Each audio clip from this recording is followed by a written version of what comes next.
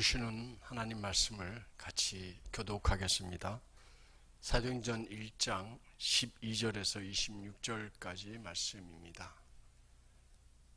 말씀을 잘 읽는 것이 참 중요합니다. 우리 말씀을 차분하게 새겨가면서 읽도록 하겠습니다. 제자들이 감람원이라 하는 산으로부터 예루살렘에 돌아오니 이 산은 예루살렘에서 가까워 안식일에 가기 알맞은 길이라. 들어가 그들이 요한은 다락방으로 올라가니 베드로, 요한, 야고보, 안드레와 빌립, 도마와 바돌로메, 마테와 및 알페오의 아들 야고보, 셀롯의 시몬, 야고보의 아들 유다가 다 거기 있어. 여자들과 예수의 어머니 마리아와 예수의 아우들과 더불어 마음을 같이하여 오로지 기도에 힘쓰더라. 모인 무리의 수가 약 그때에 베드로가 그 형제들 가운데 일어서서 이르되, 형제들아, 성령이 다윗의 입을 통하여 예수 잡는 자들의 길잡이가 된 유다를 가리켜 미리 말씀하신 성경이 응하였으니 마땅하도다. 이 사람은 본래 우리 수 가운데 참여하여 이 직무의 한 부분을 맡았던 자라. 이 사람이 불의의 삭수로 밭을 사고 후에 몸이 곤두박질하여 배가 터져 창자가 다 흘러나온지라. 이 일에 예루살렘에 사는 모든 사람에게 알려져 그들의 말로는 그 밭을 아길 다마라 하니 이는 피밭이라는 뜻이라. 시편에 기록하였으되 그의 거처를 황폐하게 하시며 거기 거하는 자가 없게 하소서 하였고, 또 일렀으되 그의 직분을 타인이 취하게 하소서 하였도다. 이러함으로 요한의 세례로부터 우리 가운데서 올려져 가신 날까지 주 예수께서 우리 가운데 출입하실 때에 항상 우리와 함께 다니던 사람 중에 하나를 세워 우리와 더불어 예수께서 부활함을 하심을 증언할 사람이 되게 하여야 하리라 하거늘. 그들이 두 사람을 내세우니 하나는 바사바라고도 하고 별명은 유수도라고 하는 요셉이요 하나는 matthe아라. 그들이 기도하여 이르되 무사람의 마음을 아시는 주여, 이 두 사람 중에 누가 주님께 택하신 바 되어 봉사와 및 사도의 직분을 대신할 자인지를 보시옵소서. 유다는 이 직분을 버리고 제 곳으로 갔나이다 하고 함께 읽습니다. 제비 뽑아 마띠아를 얻으니 그가 열한 사도의 수에 들어가니라. 아멘. 샬롬. 여러분들하고 저하고도 인사를 해야 될 것 같습니다. 샬롬 인사합니다. 샬롬. 저하고 인사하자니까 왜 옆에 쳐다보십니까? 주님께서 주시는 평안이 우리 사랑하는 샘솟는교회 가족 여러분들과 함께 하시길 축복합니다. 이번에 이제 주위 분들하고 웃으면서 앞뒤 분들하고도 사랑합니다, 감사합니다, 축복합니다.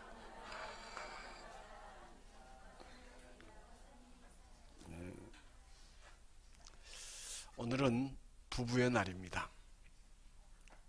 오늘이 부부의 주일이기도 하지만 부부의 날이기도 합니다. 사회에서는 가정의 달을 맞아서 한 남자와 한 여자 두 사람이 만나 서로 사랑하고 하나가 되어서 가정을 이룬 그 수고를 한 사람이 일방적으로 사례받지 말고 인사받지 말고 서로 격려하고 서로 축복하며 또 사랑과 더불어 가족에 대한 책임을 한 번 더 생각하는 날이 되기를 바라며 부부의 날로 정한 것 같습니다. 오늘 예배 다 마치고 부부가 함께 예배 참석하신 분들은 절대로 집에 혼자 가지 마시고 돌아가지 마시고 멋진 카페에 가서 커피로 꼭 후식을 하고 돌아가시기 바랍니다. 혼자 오신 분들 섭섭하면 그냥 끼리끼리 같이 가십시오.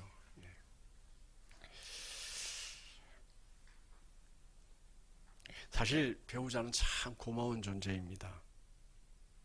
그 고마움을 다시 한번 다시 깊이 생각하고 마음으로부터 서로에 대한 고마운 마음을 갖고 서로 건강을 챙겨주며 남은 여생을 서로 책임져 주면서 챙겨가면서 행복한 삶, 행복한 가정을 이루라라고 부부의 날을 정했고 오늘 부부의 날이 되었습니다.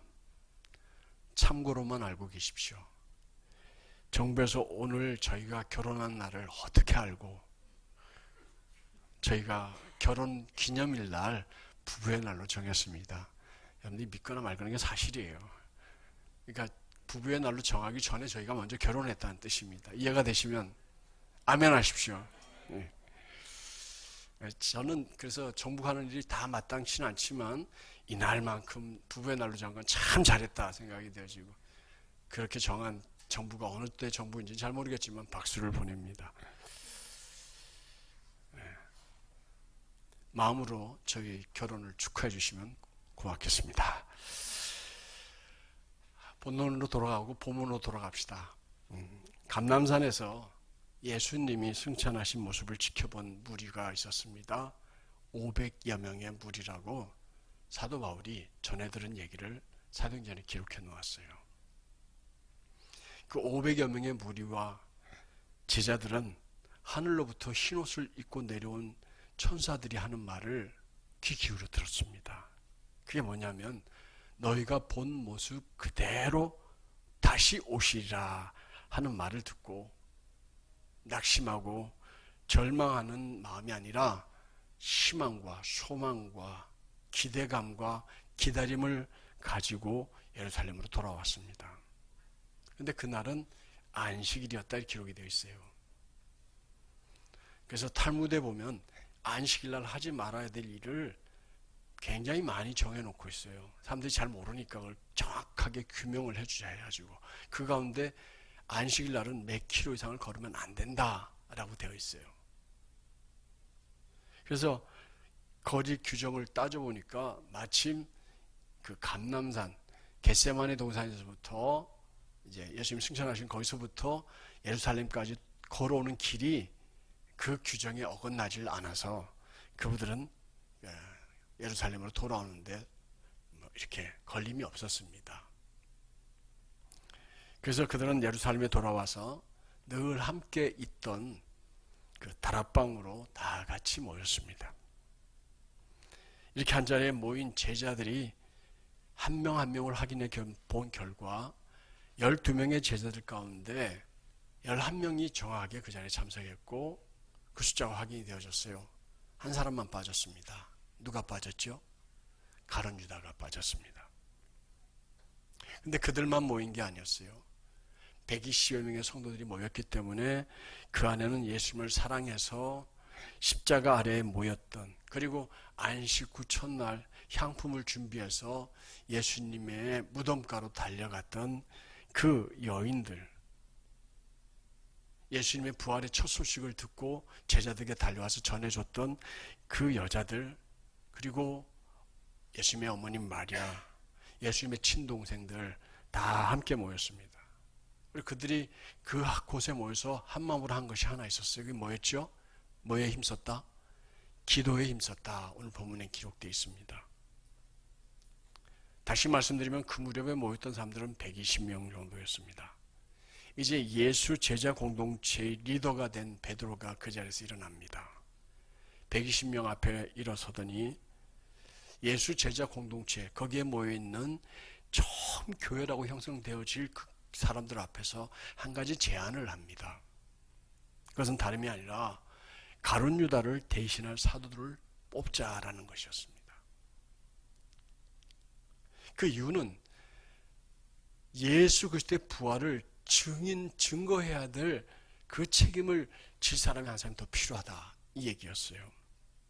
그리고 이 얘기를 좋게 생각한 사람들은 동의했고 그리고 이제 기도를 한 다음에 주님의 뜻에 따라서 유다를 대신해서 사도를 한 명 세우게 되는데 그 사람이 하나님의 선물이라는 이름을 가진 마띠아라고 하는 분을 이제 대신해서 세우게 됩니다.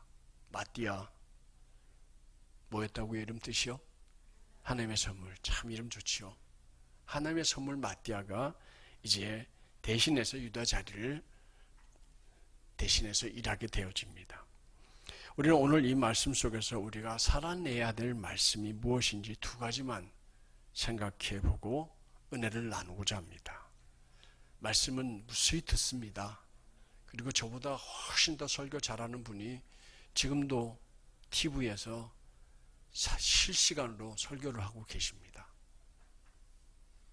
그러나 여러분들과 제가 이렇게 대면하고 한 공동체를 이루어서 정말 피부에 닿는 설교를 여러분들이 듣고 앉아 계시는데 그냥 흘려듣지 마시고 이 말씀에 순종해서 말씀이 우리의 삶이 되기까지 말씀을 살아내고자 몸부림하는 우리 성도들 되시길 주의 이름으로 축원합니다. 성령께서 말씀을 전하는 저에게는 지혜를, 여러분들 듣는 여러분에게는 마음을 열어서 은혜 받는 귀한 시간이 되기를 주님의 이름으로 축복합니다. 우리는 오늘 본문을 통해서 먼저 간단해요. 우리가 살아내야 될 내용이 뭐냐면 유다처럼 살지 말자 이 얘기입니다. 따라해 봅시다. 유다처럼 살지 말자. 뭐 어려운 일 아니잖아요. 유다처럼 살지 말자. 이걸 몸부림해야 됩니다. 유다처럼 살아서는 안 되겠다. 그럼 유다가 어떻게 살았다는 걸 우리가 봐야 되겠죠. 우리가 읽은 본문에 보면 베드로가 이제 직무를 대신할 사람 한 사람을 뽑자고 얘기하는데 그 이유를 그 얘기를 하면서 베드로가 딱 한 줄로 가룟 유다를 소개합니다. 가룟 유다는 예수를 체포하러 온 사람들의 앞잡이다. 미국의 유명한 어느 작가가 인생을 한 줄로 표현할 수 있다 이렇게 얘기를 했어요. 뭐 여러분들이 여러 번 들어서 알겠지만 닉슨 워터게이트 사건으로 물러간 사람, 대통령에서 쫓겨난 사람 이렇게 설명이 되는 거예요. 아시겠죠? 무슨 뜻인지. 뭐 우리나라에서 전두환 그러면 총칼로 앞세워서 나라를 찬탈한 사람, 나쁜 사람 뭐 이렇게 정의가 되어지잖아요. 보면 16절에 보면 베드로가 이 가룟 유다를 뭐라고 표현했는지 한 줄로 표현되어져 있어요. 한번 읽어보도록 하겠습니다. 형제들이여, 예수를 체포한 사람들의 앞잡이가 된 유다에 관해 성령께서 다윗의 입을 통해 미리 말씀하신 성경이 이루어질 수밖에 없었습니다. 어려운 말 아니잖아요. 유다가 예수를 체포하는데 앞잡이가 됐다는 겁니다.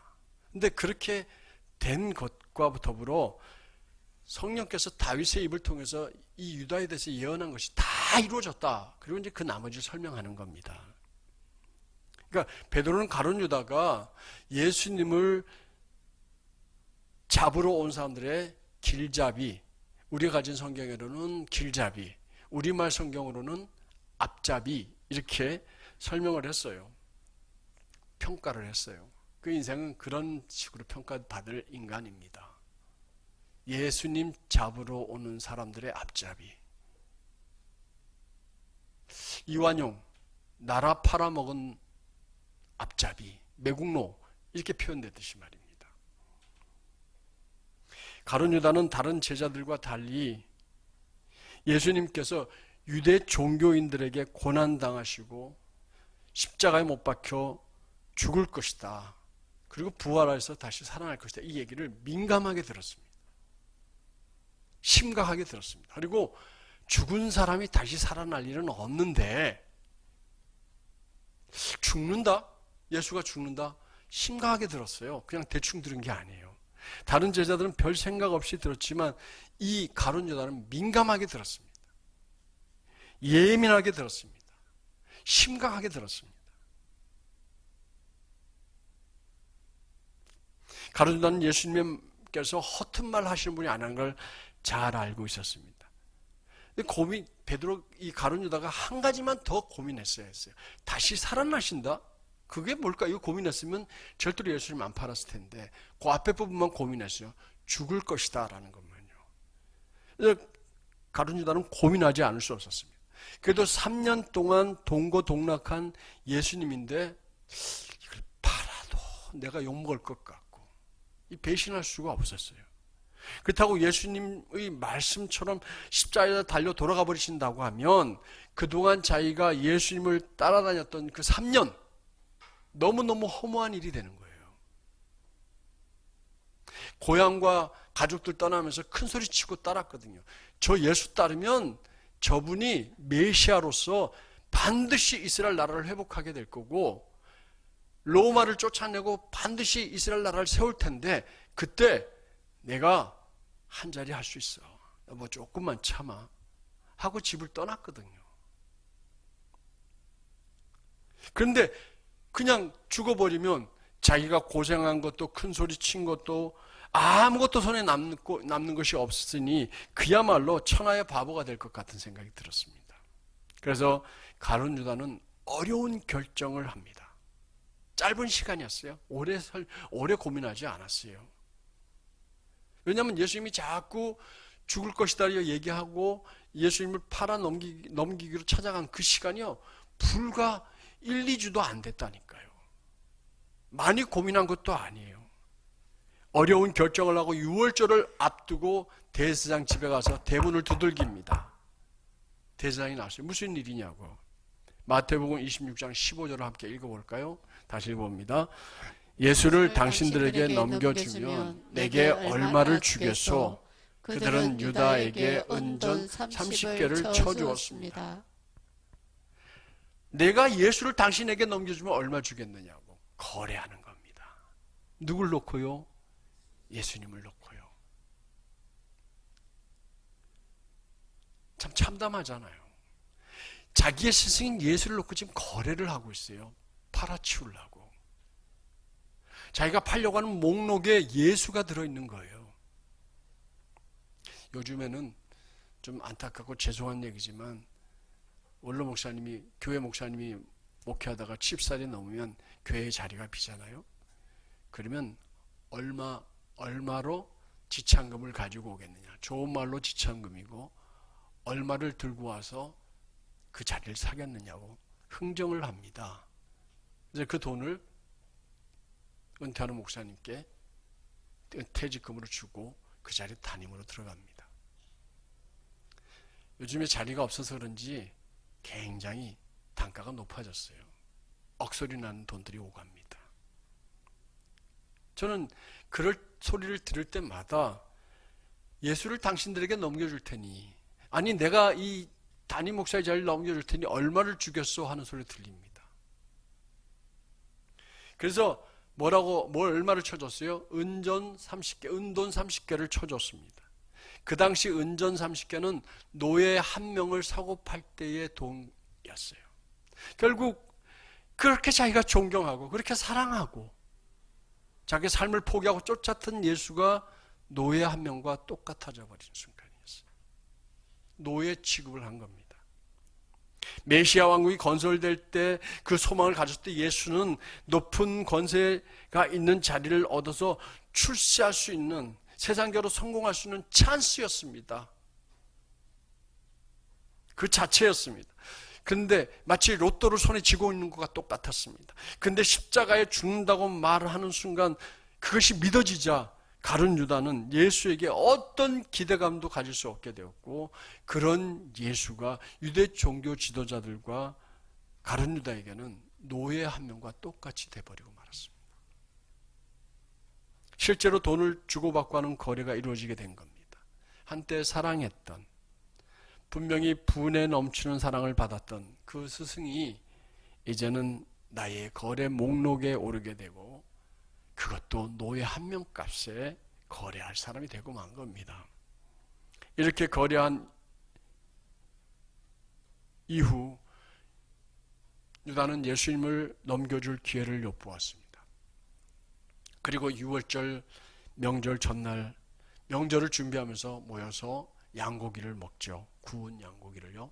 그리고 6월절 식사를 함께 나누는 자리에서 예수님이 또 당신이 죽을 것을 얘기하면서 뭐라고 그러셨어요? 너희 가운데 나를 팔 자가 한 명이 있다. 이렇게 말씀을 해버리십니다. 그러니까 다 제자들이 듣고 깜짝 놀라죠. 수군거립니다. 누구야? 무슨 얘기야? 예수님 왜 저런 말씀하셔? 이게 누구야? 여기 서로 얘기할 때 베드로가 눈짓을 합니다. 바로 옆에 앉아있는 가룟 여자이 요한에게요. 물어봐. 그래서 유다가 묻습니다. 주님, 그가 누구입니까? 예수님 말씀하셨어요. 나와 함께 빵 그릇에 손을 넣을 자다 라고 하는 순간 가룟 유다가 빵을 먹으려고 예수님 빵 그릇에 손을 함께 댔습니다. 세례 요한이, 그 사도 요한이 눈치챘는지 모르지만 가룟 유다는 뜨끔했습니다. 그러면서 그 자리에 앉아 있을 수가 없었습니다. 예수가 내가 거래한 걸 아시는구나 하고 깨닫는 순간 그는 급하게 거기서 뛰어나와야 했습니다. 그리고 그는 빨리 대제사장에게로 찾아갑니다. 그리고 그들이 내어준 군인들을 데리고 예수를 잡으려고 그들의 앞잡이가 되어서, 그들의 길잡이가 되어서 겟세마네 동산으로 간 것이었습니다. 유다가 예수님을 잡으려는 사람들의 앞잡이가 될 수밖에 없었던 것은 그들에게 거래를 했지만 거기 같이 가고 있는 사람이 누가 예수인지를 모를 거 아니겠어요. 그러니 찾아가서 내가 선생님 하고 입을 맞추는 그 사람이 예수다, 그 사람 붙잡으면 된다 하고 신호를 짰습니다. 군호를 짰습니다. 예수님의 제자였던 가룟 유다가 예수님의 제자 공동체의 재정을 맡았던 그 제자가 이제는 예수님을 미워하는 사람들, 예수님을 시기하는 사람들, 이유도 없이 예수를 죽이고 싶어하는 사람들의 앞잡이가 되어서 예수님 앞에 나타난 것입니다. 그리고 라비어 샬롬 하고 입을 맞추고 있습니다. 그때 예수님이 뭐라고 그러셨어요? 네가 입맞춤으로 나를 파느냐 하고 물었습니다. 그때라도 주님 알고 계셨어요? 이거 어떻게 해요? 하고 엎드렸으면 그는 가룟 유다가 아니라 베드로처럼 되었을 겁니다. 그의 직무는 빼앗기지 않았을 겁니다.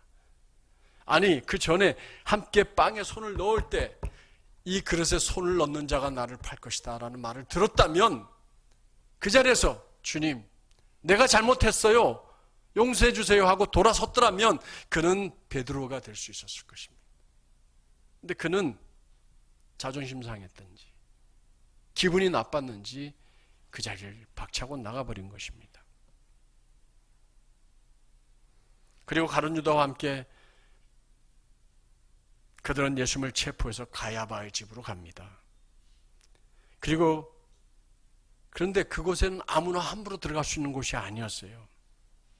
그런데 가룟 유다는 예수와 함께 아무런 문제 없이 쑥 들어가 버렸습니다. 털커덕 걸린 사람이 한 사람 있었지요. 베드로였습니다. 요한복음에 보면은 그 안에 따라 들어간 제자 한 명이, 그게 가룟 유다라고 표현은 안 돼 있는데 그 제자가 바깥에 종을 시켜서 바깥에 나가서 그 서 있는 사람을 데리고 들어오라고 얘기시킵니다. 분명히 누군가 한 사람이 그 거래를 하고 있었던 거죠. 예. 권사님 그냥 두세요. 괜찮습니다. 졸리시면 주무셔도 돼요. 편안하게 그냥 내비두셔도 괜찮습니다. 가룟 유다와 함께 어디까지 얘기했죠? 그래요. 그러니까 가룟 유다는 예수님이 유대 종교 지도자들에게 억지의 말로 거짓된 증거로 예수를 시문하는 것을 다 들어가서 지켜봤습니다. 그리고 결국 하나님의 아들이냐고 물었더니 맞다고, 네가 그렇게 얘기했다고 이렇게 얘기하자 옷을 찢으면서 대제사장이 뭐라고 그랬어요?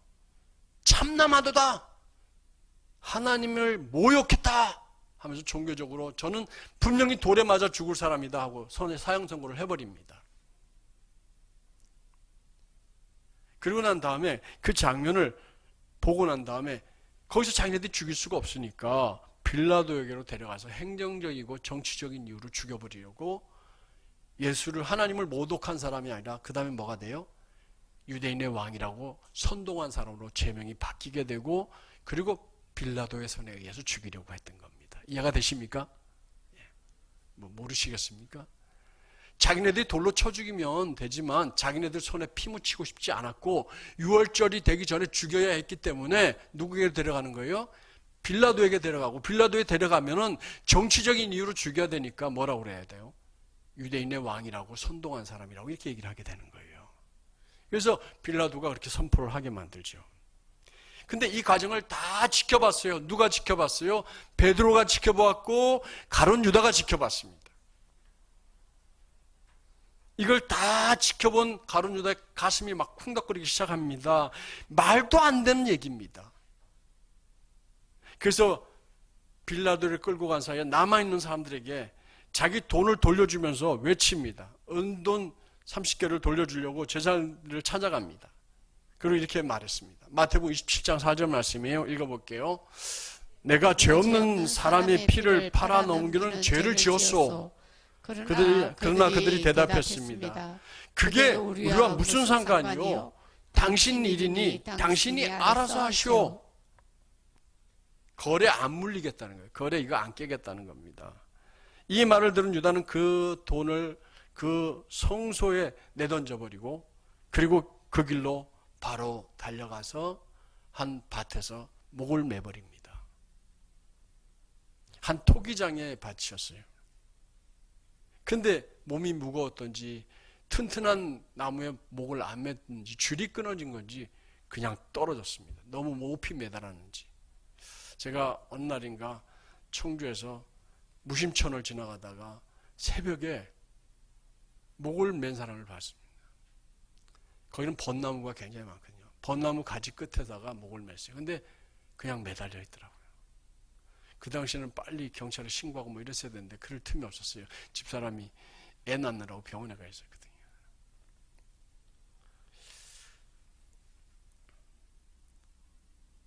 줄이 끊어진 건지 나무가 찢어진 건지 부러진 건지는 알 수는 없지만 그가 떨어졌습니다. 떨어지자 높이 매달렸는지 창자가 터져버렸고 배가 터졌고 창자가 쏟아져 나와버렸습니다. 이 사실을 예루살렘 사람들이 모두 알게 되었어요. 그래서 그 밭을 뭐라고 불렀냐면 아겔다마, 곧 피의 밭이다 이렇게 불렀고 당연히 그 땅을 살 사람이 아무도 없었습니다. 황무지가 되어버렸겠죠. 그리고 거기다 누가 집을 짓겠습니까?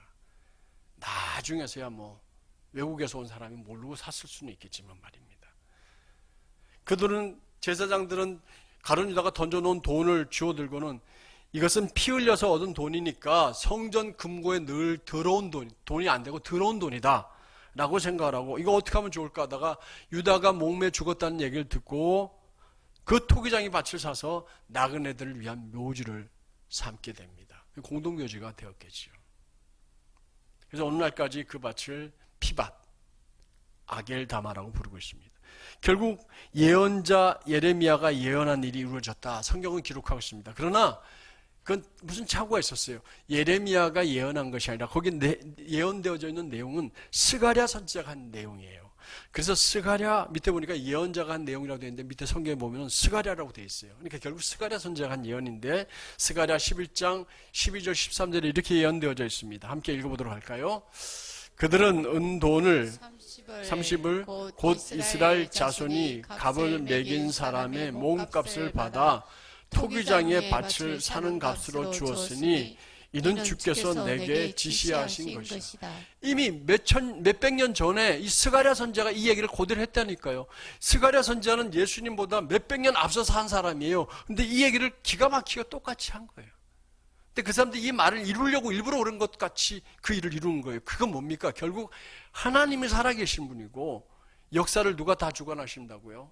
하나님 주관하신다. 그 예언이 그대로 이루어진 겁니다. 이렇게 산 토기장의 밭은 황폐하게 되었고 거기에 거주한 사람이 없게 되었습니다. 이것 또한 구약성경에 그대로 예언되어져 있는데 시편 69편 25절을 보면 다윗이 성령의 감동을 받아 예언을 하게 됩니다. 읽어볼까요?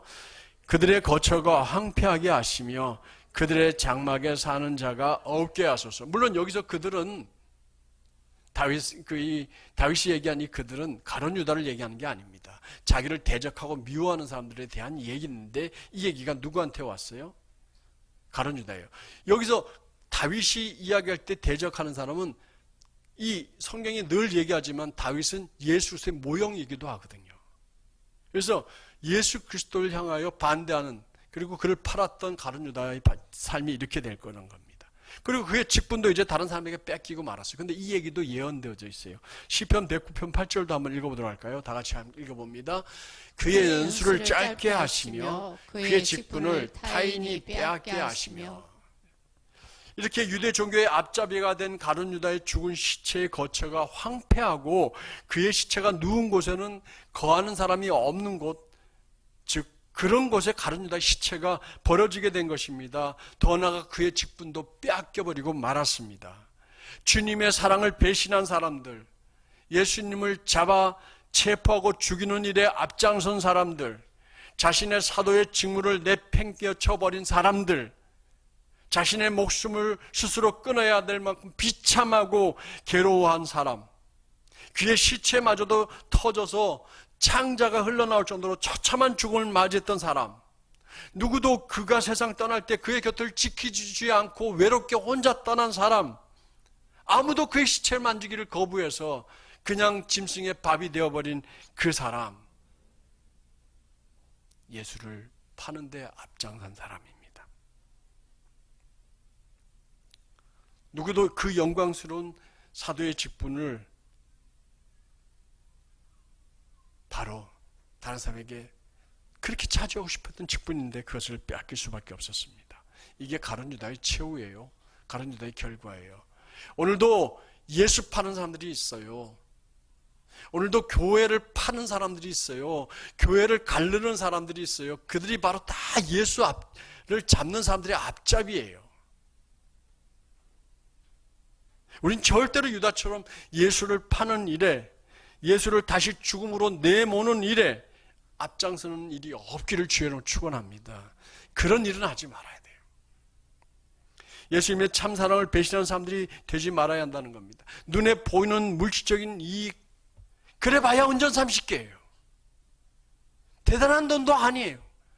그리고 그 돈이 자기를 엄청나게 잘 만드는 것도 아니에요. 대단한 사람을 만들어주는 것도 아니에요. 그 보잘것없는 돈을 위해서 자기가 평생, 아니 사랑해야 될 그분을 팔아버립니까? 우리 같으면 안 할 것 같지만 우리는 가끔 순간순간 우리가 예수 파는 일에 앞잡이가 되어가는 것을 볼 때도 있습니다. 사랑하는 성도 여러분, 이 거룩한 직분과 직무를 예수 팔아버림으로 빼앗겨버리는 어리석은 이들이 되지 않기를 주의 이름으로 당부드립니다.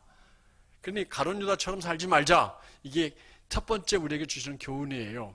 두 번째 교훈은 간단해요. 마띠아처럼 살자. 따라합시다. 마띠아처럼 살자. 성령님께서 본문을 통해서 우리가 살아내야 될 또 다른 것을 말씀해 주시는데 그것은 마띠아가 되어 살으라는 겁니다. 하나님의 선물이 되어 살라는 거예요. 모든 사람들에게 여러분들이 뭐가 되라고요? 하나님의 선물이 되어 살라는 겁니다. 내 남편에게, 내 아내에게 하나님의 선물 마띠아가 되어 사시길 바랍니다. 샘솟는 교회 안에서도 우리는 하나님의 선물 마띠아로 살아야 합니다. 세상에 나가서 마띠아로 살아야 돼요. 하나님의 선물이 되어야 하는 거예요. 본문 26절 함께 읽어보도록 하겠습니다. 그러고 나서 그들이 제비를 뽑았는데 마띠아가 뽑혀서 그가 11 사도들과 함께 사도의 수에 들게 되었습니다. 가룟 유다가 버리고 간 그 직무는 정말 중요한 직무예요. 다른 게 아닙니다. 바로 말씀을 전하고 복음을 전하고 예수 그리스도의 생애를 전하고 예수님이 우리에게 갖다 주신 복음을 전하는 일을 하는 거예요. 다른 제자들과 함께 예수가 부활해서 살아났다는 것을 증언해야 될 증인으로 사는 겁니다. 그게 직무예요. 본문 22절에 나와 있어요. 그게 직무라고요. 함께 읽어보도록 할까요? 다 같이 읽어봅니다.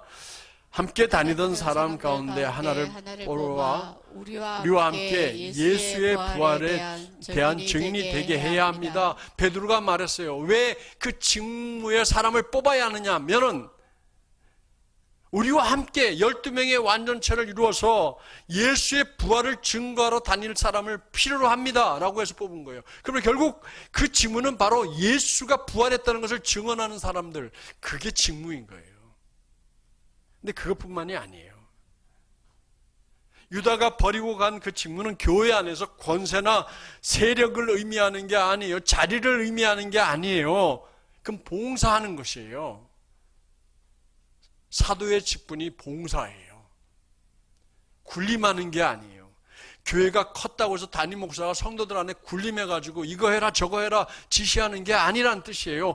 사도 아니 목사는 봉사의 직무를 다하는 거예요. 여러분들 서약할 때 뭐라고 하셨어요? 권사, 장로, 안수집사 서약할 때 뭐라고 했어요? 봉사의 직무를 다한다고 돼 있어요. 여러분 다시 한번 보세요. 봉사의 직무를 다하겠노라고 다짐했어요. 교회에서의 직분은 뭐 하는 거예요? 봉사예요. 그러면 평신도나 집사는요, 섬김 받아야 될 직분에 있는 사람들이고요. 여러분들은 아무 소리 없이 약속했으니까 그분들 섬겨주는데 최선을 다해야 되는 거예요. 25절 말씀 읽어보도록 할까요? 다시 읽어보겠습니다. 시작. 이 봉사와 사도의 직무를 대신 맡게 해 주십시오. 유다는 이것을 버리고 자기 자리로 갔습니다. 라고 기도했습니다. 어떤 직분이요? 제일 앞에 뭐라고 되어 있어요? 이 봉사와 사도의 직무. 그러니까 봉사의 자리에 앉힌 거예요. 사도 가룟 유다가 버리고 간 직무는 예수 그리스도의 증인이 되어 사는 것, 봉사하며 사는 것, 사도로의 직무를 다하는 것이었습니다. 그리스도인으로서 무엇보다도 중요한 직무예요. 직분자가 되었어요. 여러분들에게도 똑같은 직분이 주어진 겁니다. 목사만 받는 게 아니에요. 결국 이 중요한 직무는 하나님의 서문이라는 뜻을 가진 마띠아라는 제자가 맡게 됩니다. 마띠아는 예수님께서 세례 요한에게 세례를 받으면서 공생애를 시작하신 때부터 예수님께서 하늘로 올라가시기까지 3년여 동안에 늘 그와 동행했다고 그랬어요. 그러므로 사도가 된다는 것은, 아니 교회 직분자가 된다는 것은 예수와 동행하는 게 전제예요. 예수와 상관없이 산 사람은 절대로 직분자가 될 수 없어요.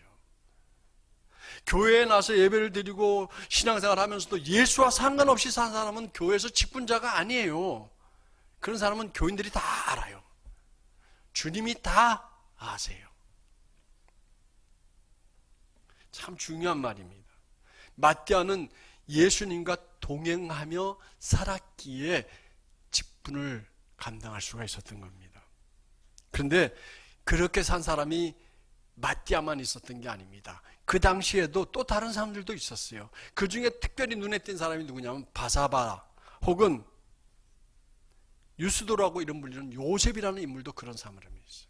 근데 이제 고민이 됐어요. 이 마띠아를 세워야 될지 요셉을 세워야 될지 고민하게 됩니다. 두 사람 다 충분한 자격을 가지고 있는 사람들이었습니다. 누가 가룟 유다의 직무를 대신한다 해도 잘못될 일이 없어요. 비난받을 일이 없습니다. 충분한 자격을 가졌어요. 근데 제자들은 어떻게 했을까요? 우리처럼 여기다가 투표 만들어 놓고 한 표씩 가서 행사를 했을까요? 성경에 그렇게 기록 안 되어 있습니다. 그들이 택한 방식은 주님께 맡기는 방식이었습니다. 베드로가 볼 때 마띠아, 요셉 중에 더 마음에 드는 사람 있을 수 있을까요? 없을까요? 저 똑같이 올려놓고 보다 보면 더 마음에 드는 사람이 있지요. 그러나 베드로는 그것을 선택하길 거절했습니다. 제비 뽑았어요. 제비를 뽑는 방법이 아마 두 가지 중에 하나일 것 같아요. 첫 번째 방법은 리더인 베드로가 우리 다 같이 기도할 테니까 베드로가 두 이름 적어놓은 종이를 갖다가 집어넣고 막 흔들어가지고 하나를 고르세요. 우리가 다 인정하겠습니다. 이렇게 해서 할 수 있는 방법도 있고 12명의 11명의 사도들이 다 앉아가지고 각각 한 표씩 뽑아보는 거예요. 한 번씩 해보는 거예요. 무슨 뜻인지 알겠죠? 동그라미 OX를 하는 게 아니라 자기 앞에 이름 두 개가 들어있는 것 중에서 다 돌려요. 그래서 하나씩 뽑아보는 거예요. 그래서 누구 나왔어요? 예, 마띠아가 나왔습니다. 우리 야고보는 누가 나왔어요? 저는 요셉이 나왔는데요. 이렇게 다 정리해 보니까 11명 중에 마띠아가 더 많이 나왔다. 그것도 제비뽑기예요. 이해가 되시죠? 예. 그래서 주님께 맡기고 기도부터 했습니다. 그랬더니 마띠아가 뽑혔어요. 이렇게 할 때에 공동체 안에 갈등이 사라지게 됩니다. 다시 말해서 동등한 자격을 갖춘 사람들을 놓고 제비뽑기를 하면 진 사람 입장에서는 그 결과를 받아들이기가 쉬워요. 아, 주님이 우리 다른 분을 더 귀하게 여겼구나 인정을 하게 되는 거죠. 상처받지 않게 됩니다. 그래서 우리 총회장 선거할 때 이렇게 하자고 많은 분들이 제안을 했어요. 그런데 이게 안 됐어요. 죄송하지만 브로커들이 있어요. 선거 브로커들. 꼭 총회할 때만 되면 이렇게 뒤에서 팍 출석거려서 나가라고 그러고, 아, 우리 선거운동 해야 돼. 누구 몇 명 모였으니까 얼마, 죄송하지만 우리 교단 안에도 그러고 있어요, 지금도. 그런 거 하지 말고 일정한 자격이 되고 일정하게 교단을 위해서 예의를 쓰고, 그리고 또 그만한 일을 하신 분들이 몇 있을 거 아니겠어요. 그럼 그 사람들을 놓고 다 나와서 선거를 하는 게 아니라, 이런 적는 게 아니라 뽑기를 하는 거예요. 대의원들이 다 나서 한 명씩 뽑는 거예요. 그럼 나는 누가 나왔다 이렇게 해가지고 다 직계를 내면 그게 하나님이 하시는 방법 아니겠어요? 그리고 거기는 돈 쓸 필요가 없잖아요. 그러면 다 높여고 인정하게 되잖아요. 왜 그걸 안 하려고 그러는지 모르겠어요. 제가 대의원이 되면 꼭 그 얘기 하고 싶어요. 근데 주님이 저를 대의원 절대 안 시킬 것 같아요. 저는 대의원 되려면 아직 멀었거든요. 대의원 하면 그 다음에 이제 은퇴해야 될 것 같습니다. 오늘 좀 설교가 길어졌는데 죄송합니다. 근데 이 시대는요, 이렇게 하면 잘 안 돼. 될 것 같은데 잘 안 해요. 왜냐하면 이 브로커들이 좀 있거든요. 먼저 섬기던 교회에서요, 이제 선거를 해서 뽑았습니다. 장로님 될 분들을 이제 쭉 이름을 적어 놓고, 그 중에 이제 원하는 분들 차례대로 적어서 냈잖아요. 그죠? 우리가 하는 방식대로. 우리는 이제 두 분이니까 찬반을 했지만, 거기서는 이제 이렇게 올려놓고, OX를 하게 했어요. 그런데 떨어진 분 한 분이 딱 튀어나오더니, 내가 저 사람보다 못할 이유가 뭐가 있냐고. 교인들 앞에서, 담임 목사 앞에서 손가락질을 하면서, 내가 저 사람보다 못할 이유가 뭐가 있냐고. 우리가 보기에는 한참 모자라는데. 에이씨! 그러면서 나가면서 교회 문을 발을 빵 차고 나갑니다. 저는 저분은 평생 시키면 안 된다고 생각했어요. 근데 제가 그 교회 떠나고 난 뒤에 그 교회에서 그분 행포에 무서워서 결국 그분을 장로를 시켜놨는데, 지금 두고두고 모두 후회한다는 소리를 듣고 있습니다. 이 얘기는 아무한테도 하지 마세요.